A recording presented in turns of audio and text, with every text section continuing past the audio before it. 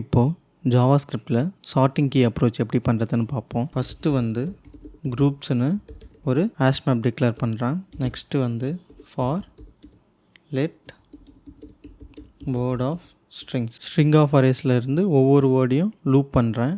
So first வந்து கீயை வந்து ஜென்ரேட் பண்ணுறேன்.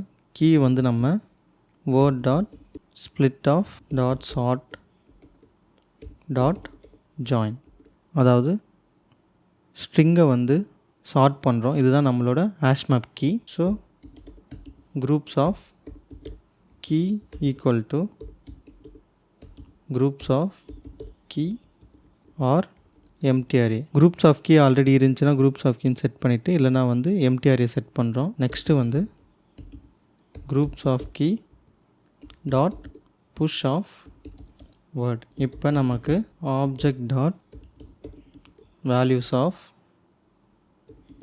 groups, ஏன்னா குரூப்ஸோட வேல்யூஸ் தான் நமக்கு வந்து ரிட்டர்ன் பண்ணணும்.